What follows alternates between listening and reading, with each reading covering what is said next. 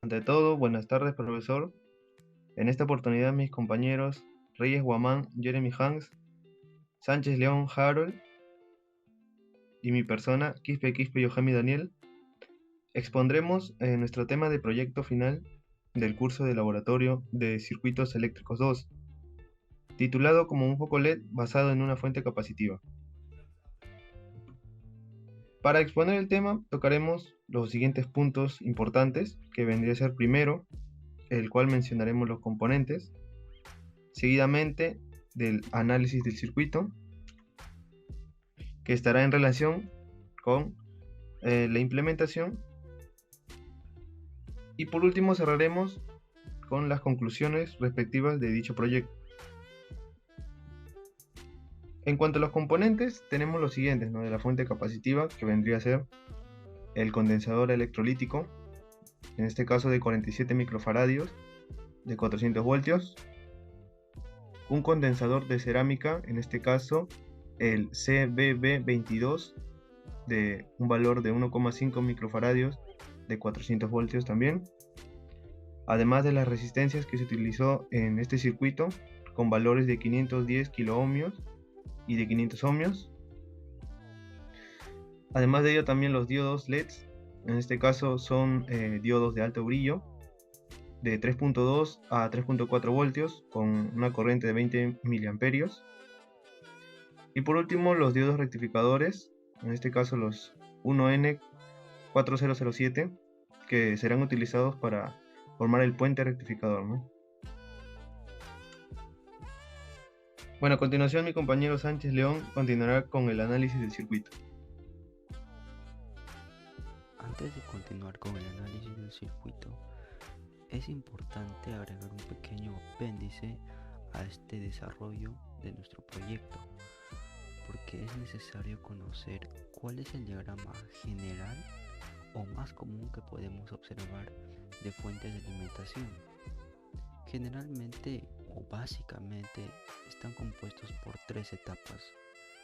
Bueno, estos están acompañados de la alimentación, que es por donde vamos a alimentar a nuestra fuente de alimentación, convertidor, que es la etapa que también se denomina reductor.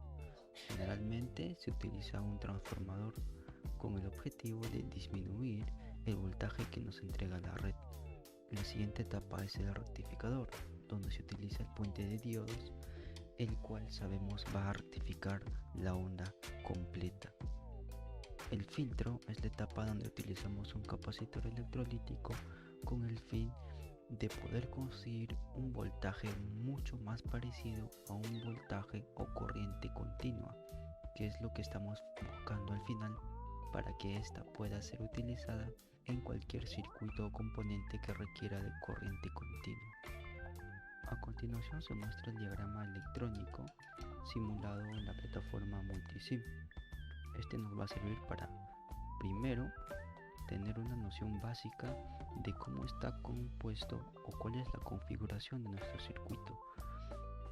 Y segundo, para tener medidas base que nos sirvan de referencia para nosotros posteriormente implementarlo.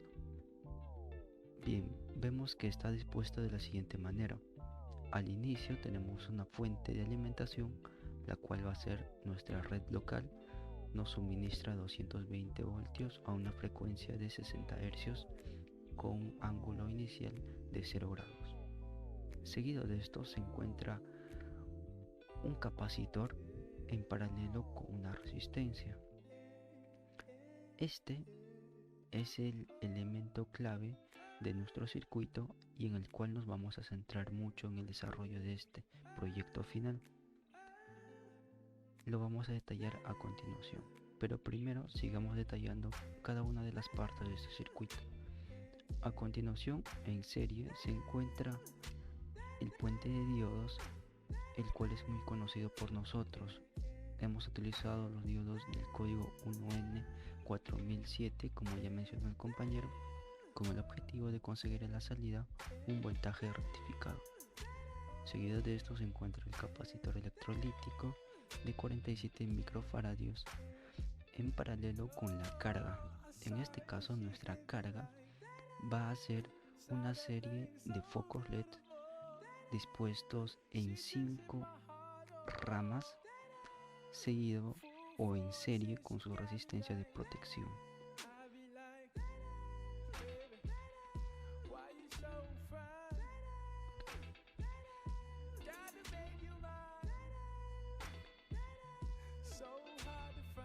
Como ya se vino mencionando, el elemento clave es este capacitor 1, que en la realidad cuando lo implementemos es un capacitor cerámico. ¿Cuál es el objetivo o cuál es la importancia? ¿Cuál es la razón del por qué se encuentra este capacitor? Bueno, como primer argumento es que este va a sustituir al elemento o al transformador que es muy clave y muy notorio en las fuentes de alimentación comunes. Si nosotros hubiéramos diseñado este mismo circuito y en lugar de este capacitor, que en realidad va a actuar como una reactancia capacitiva, puesto que estamos trabajando con corriente alterna, se vería de la siguiente manera. Vemos que todo el circuito permanece igual, excepto que hemos cambiado por un transformador el capacitor. Este simple cambio de un elemento en este circuito hace muy notorio la diferencia al momento de llevarlo a la aplicación directa de esta fuente. El tamaño considerable de un transformador haría que no se pudiera comercializar y no se pueda distribuir pequeños artefactos que nosotros utilizamos a diario. Por eso, y por otra razón mucho más importante, es que se utiliza el capacitor ya antes mencionado. Bien, regresando al circuito. El objetivo fundamental de este capacitor es que nos va a servir para reducir el voltaje que nos suministra la red, para que a la salida tengamos un voltaje lo suficientemente estable y lo suficientemente pequeño, entre comillas, para que pueda suministrar sin ningún problema estos LEDs y que puedan tener un desempeño óptimo con una corriente adecuada entre sus terminales. Como ya veníamos diciendo, si este capacitor 1 tiene el único propósito de disminuir el voltaje total, entonces nos podríamos preguntar qué pasaría si no utilizáramos un capacitor más sino solo una resistencia, pues este cumpliría un papel similar, pues existe un pequeño inconveniente que nos limita a hacer ello. ¿Por qué? Si nosotros colocamos una serie de amperímetros y voltímetros a lo largo de este circuito, podemos notar que la corriente que va a circular por cada una de estas ramas o por cada una de estas mallas va a ser demasiado alta como para utilizar resistencias, porque estos demandarían que sean de mucha más potencia y no serían viables construirlas para comercializarlas. A continuación mostramos las medidas de los voltajes y corrientes en cada parte de este circuito de fuente de alimentación capacitiva. Como ya venía diciéndonos, ¿qué pasaría si nosotros cambiáramos este capacitor 1 con esta resistencia 1 por solo una resistencia? Pues la potencia que disiparía sería demasiado alta. Si nosotros hacemos una pequeña multiplicación de voltaje por corriente que va a atravesar esta resistencia, en el hipotético caso que nosotros lo cambiáramos, nos saldría una potencia aproximada de 26 watts. Ojo, entonces necesitaríamos una resistencia de por lo menos 26 watts para que cumpla este mismo rol que está cumpliendo este capacitor en paralelo con esa resistencia 1. Por eso es que es muy importante y una de las razones fundamentales del por qué utilizamos este capacitor y esta resistencia. En realidad solo se utilizaría el capacitor, pero para fines prácticos se pone una resistencia de un ohmiaje alto con el objetivo de que este capacitor se descargue cuando el circuito está apagado y así no pueda producir algún daño a un usuario que esté manipulando este dispositivo.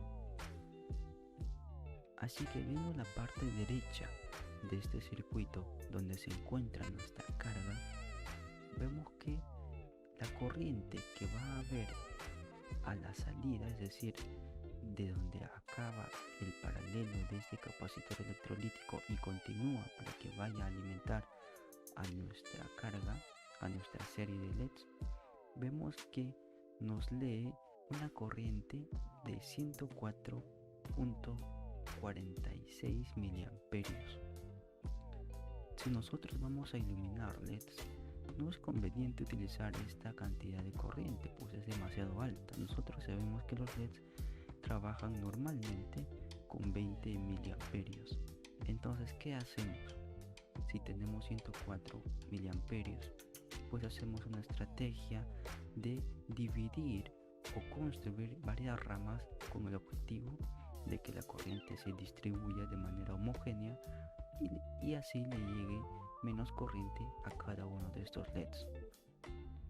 Bien, ahora en el proceso de diseño nos preguntamos cuántos LEDs vamos a utilizar y cuál es la resistencia de carga que es más conveniente.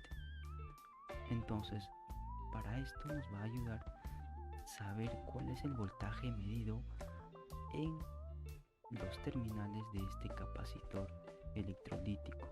Ese valor nos lo da este multímetro 1. Este multímetro 1 nos muestra que tenemos a la salida cerca de 20.79 voltios.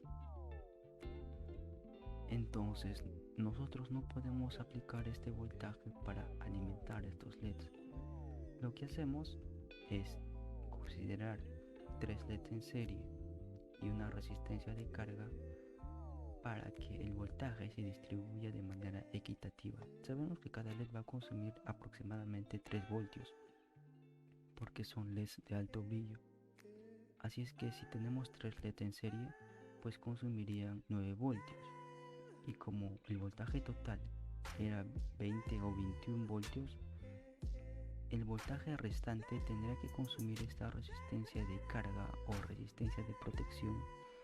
R2, R3, R4, R5, R6 son los que cumplen este papel de consumir los voltios restantes para que este circuito funcionase. Es así como llegamos a determinar cómo sería este circuito en una simulación con estos valores que estamos mostrando. Ahora pasemos a la parte experimental, a la parte de la implementación, que a continuación se va a mostrar.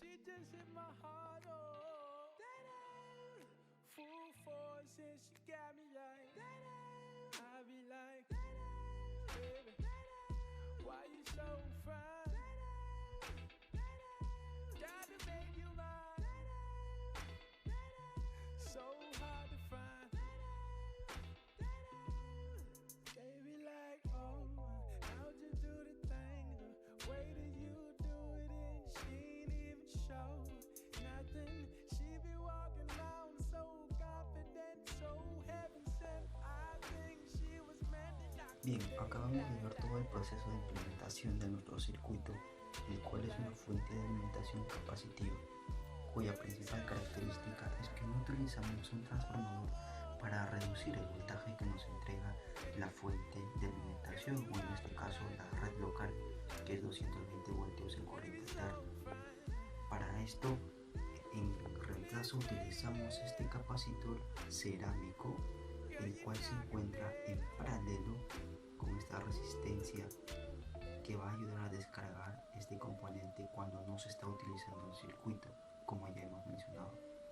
Sabemos que esta reactancia capacitiva va a ofrecer una cierta resistencia, el cual va a hacer que cierto voltaje se quede entre sus extremos y un voltaje restante se vaya a la carga, que en este caso son los LEDs, que es el objetivo fundamental de esta implementación. Continuamos. Seguido de esta reactancia capacitiva de este capacitor está la fuente de diodos, el cual, como sabemos, nos ayuda a rectificar la onda. Lo rectifica a una onda completa. para ser más exacto, pues elimina los semiciclos negativos y los convierte a positivos.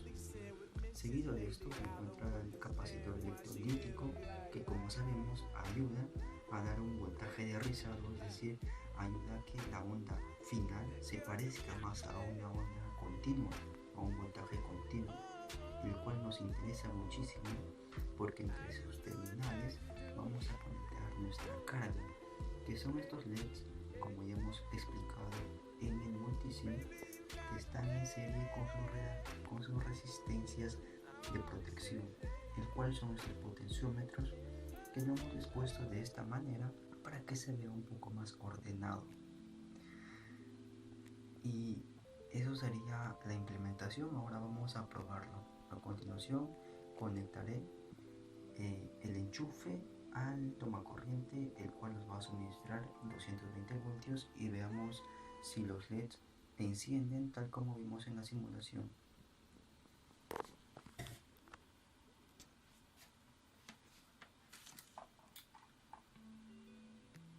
Bien, ahora estamos viendo que los LEDs están funcionando de manera muy óptima. Estos LEDs son de alto brillo. La cámara no está enfocando muy bien, bueno, pero sí se ve que están en un funcionamiento muy óptimo y todo el circuito está funcionando perfectamente.